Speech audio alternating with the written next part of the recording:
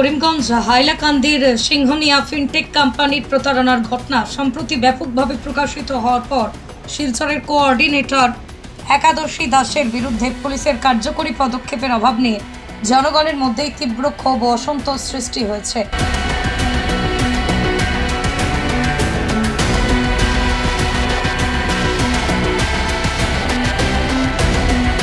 একাদশী দাস ও তার সহযোগীরা ঋণের নাম করে বিপুল পরিমাণ টাকা সংগ্রহ করেছে, কিন্তু তাদের বিরুদ্ধে গ্রাহকদের দাবি অনুযায়ী ঋণ প্রদান করা হয়নি।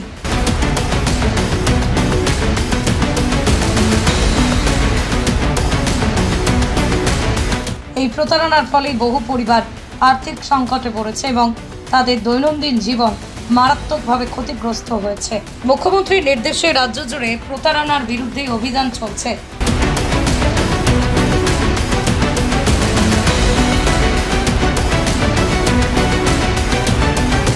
তবে শিলচরের একাদশী দাসের বিরুদ্ধে কার্যকরী পদক্ষেপ নেওয়া হচ্ছে না।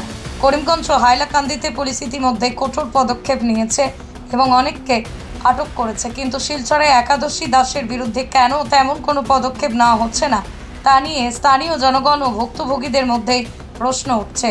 স্থানীয় জনগণ ও ভুক্তভোগীরা অভিযোগ করছেন যে শিলচরের পুলিশ প্রশাসন, জেলা প্রশাসন একাদশী দাসের বিরুদ্ধে যথাযথ আইনগত ব্যবস্থা গ্রহণ করতে ব্যর্থ হয়েছে।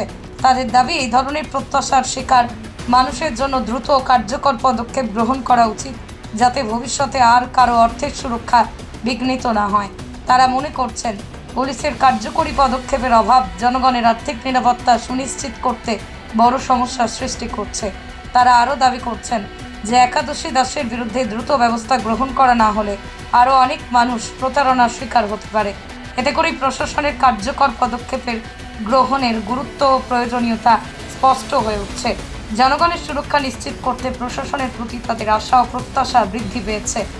এবং প্রাগজ্যোতিষ এগ্রো নামক ভুইফুর একটি সংস্থা শিলচরে জাঁকিয়ে বসেছিল বিগত 2-3 মাস আগে। আমরা সকলে মিলে এই কোম্পানিটিকে আমাদের তারাপুর হতে বিতাড়িত করেছি, কিন্তু কাছাড় প্রশাসনের আঙ্গুলি হেলনে ওরা আবার অম্বিকাপট্টিতে গিয়ে আরেকটি অফিস উদ্বোধন করেন শিলচরের কতিপয় নেতা এবং সাংবাদিকদের নিয়ে। বিগত দিনে শুনতে পারলাম হাইলাকান্দিতে নাকি হাইলাকান্দি পুলিশ সুপার ওদের কোঅর্ডিনেটরদের অ্যারেস্ট করেছেন, ভুয়া মানুষদের লোন দেবে বলে 2,000 টাকা করে প্রায় প্রায় 10-15 কোটি টাকা হাতিয়ে নিয়েছে।